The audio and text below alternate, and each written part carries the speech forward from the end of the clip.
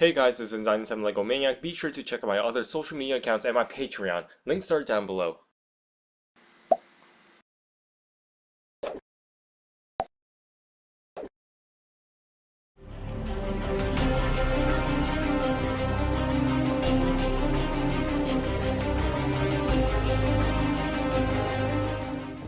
Sorry for not uploading any videos for some time. After uploading the Logan showcase, I haven't recorded anything for over a week, which really isn't good if I want to stay active on my channel. I'm happy to present my custom Arrow minifigures. Majority of these are actually updated versions if you remember my old terrible customs I made in the past.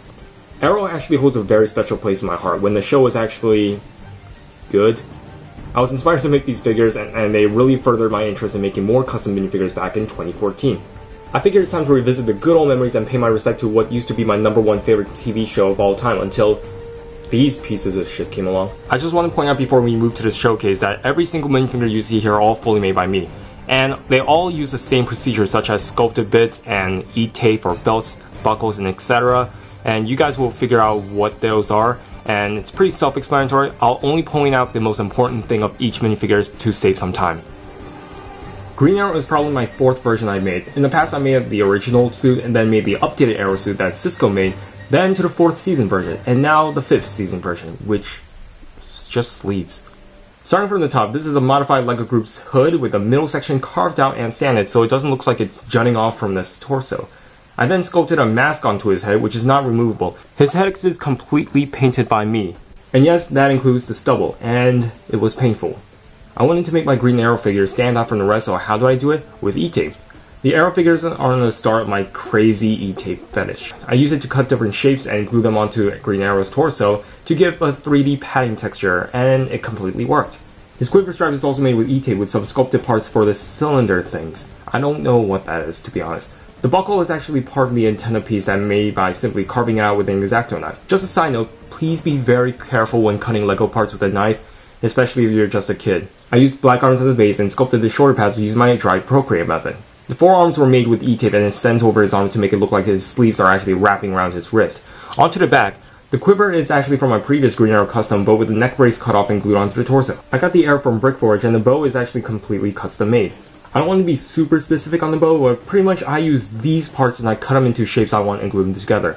The legs were actually from my previous Arrow custom since they are the same suit, but I just got rid of the light green highlights and added e-tape for the buckles. I also sculpted the pouches and the baby arrows for extra detail. On to the next figure. This is my 3rd version of Arsenal. The head is basically the exact same method what I did for Oliver, so I won't go over that again. His torso, like Oliver, uses the same e-tape texture for his suit. Pretty much the area inside the lacings is actually LEGO Group's plastic, but everywhere around it is actually covered with e-tape. I actually used threads for the lacings and my god, it is not easy gluing all those strands together. Again, the quiver is from our previous figure, just glued onto the back with e-tape and sculpted buckles for the straps. I also gave him a combat knife and I wrapped the sheath around with e-tape so that way, and yes, it is actually fully removable. He also has the same lacing on the back of his torso, the same way what I did for the front, but the thing is, since his quiver is glued onto the back, you can't see the details that clearly. His arms are all painted and uses the same lacing method with the threads I use, and it has a bit of a weathering. His legs are pretty self-explanatory, it's just a lot of buckles and straps with e-tape and Procreate. His neck sticks are glued onto the side of the legs and they're made with LEGO's antenna piece. His bow is actually not custom made, but they're actually provided by Brickforge. And same with the arrow. Now on to the 2nd version of Laurel's Black Canary. It may not look different from the previous version, but trust me, it is. Her hair is actually the same hair I actually used previously, but this time I sculpted a mask and painted a better face for her. Canary Cry voice changer isn't actually different, but this time I actually used e-tape for an extra 3D effect. Now her whole torso is actually wrapped around with e-tape and it's actually sanded down to give it a curved torso thanks to my trusty files which you can get at your local hardware store. Trying to cram all these belt and buckle detail onto the legs are actually time consuming and incredibly difficult. Now that I think about it, why do these characters need so many belts and buckles anyway? Her arms actually have some e-tape as well for the 3D effect for the straps, and her nightsticks are actually provided by Brickforge. That's pretty much it on Laurel's Black Canary, not much I have to say. Tickle is actually the most unique one of the bunch, and no, it's not because he's the only black character in this video, it's because he's my first and only version of Tickle. This is based on his appearance in Season 5. Spartan's helmet was actually made from a modified space helmet. I cut off the bottom part and the sides and sculpted my own detail around it, as well as glued a thin piece of plastic for his visor.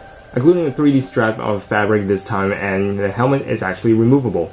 The hair I used for this guy is a standard sanded down Widow's Peak hairpiece, and it took me a couple of tries to paint the facial likeness to the actor David Ramsey.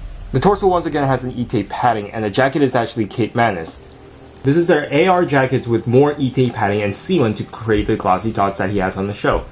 Legs again are self-explanatory, but I covered the sculpted buckles with E-tape. His gun is from Brickforge as well, if I'm not mistaken, or it's probably Brick Arms, I don't know. This is actually my second version of Deadshot. I completely hate my old Deadshot figure, and I'm pretty surprised that a few people actually like the oldest one better. Probably due to bad taste, I don't know. I used a comic book Superman hairpiece with the curl chopped off, and then I used E-tape and Procreate to make his eyepiece.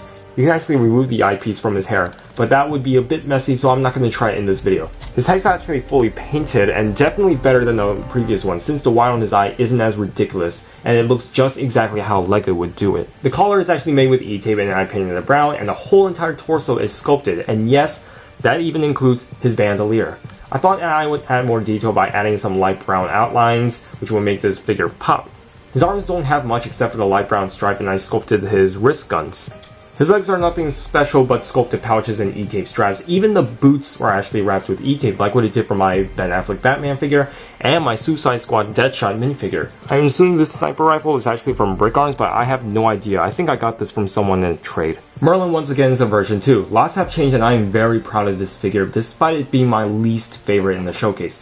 Not because it's bad, but compared to the rest, I would say this is the least impressive figure. It has everything that pretty much I talked about, but one thing I do like is a face I painted. His eye unfortunately got scrapped on the right side, so it may look a bit wonky, but personally it doesn't really bother me. I sculpted the mask with Procreate, and I layered it with fabric with a bit of super glue. I noticed that Merlin, aka the Dark Archer, spends half his time in the series without a hood, which is why I gave him a removable hood feature. His trench coat is, once again, Kate Manus, and it's kind of hard to tell because I made a necklace out of Procreate and a string. You can see the necklace part, which is a light blue piece. I mostly based this from his appearance in Season 3, which is no different than in Season 1, with the exception of the sword scabbard I made out of plastic. Extra black padding on his chest, and his left arm is made with E-tape, and I glued strings on the gauntlet, like what I did for my Doctor Strange minifigures. His bow is a Brickforge compound bow with more modification, and the arrow is part of the arrowhead pack from this same seller. I saved the best one for last. This is my second version of Deathstroke, easily my favorite minifigure in this showcase. Now, I'm going to show you what my previous version used to look like. Yeah, I know what you're thinking. Oh my god, he used a blue background for his videos before? I had no idea. This helmet is actually an Ultron helmet, and I sculpted it around a black head. Getting this sculpt perfectly smooth and make sure the edges are nice and crisp is really difficult. I also glued fabric onto the back and E-tape for the helmet straps as well. His torso is fully sculpted with Procreate and is completely wrapped in E-tape. Same goes with the arms and legs. The only thing I would say is kind of inaccurate is probably a sword scabbard. Lego swords, they have a curve on their mold, so it will be really difficult to make one that isn't bulky. So what I did, I used E-tape and formed a loop, pretty much like what I did for Arsenal's combat knife sheath. His gun is once again from Brick Arms. Now, I did not make a Slade Wilson head for this guy, and I do regret it, but I have other figures to worry about than just some head. If I have time, I'll make sure I'll paint the Manu Bennett head, hopefully before Brick Fair. So that's all guys, hopefully you enjoyed the video. Be sure to leave a like down below and leave your opinions down in the comment section. I strive to encourage a thoughtful discussion and prevent spam comments and such. Be sure to click on the bell button for notifications because for some reason I heard that YouTube is messing with the subscription, so not all subscribers are notified when you upload a video, which is kinda strange because I always get notifications from other channels I subscribe to. But if that problem happens to you, be sure to turn me on. Thanks for watching, and I'll see you guys later.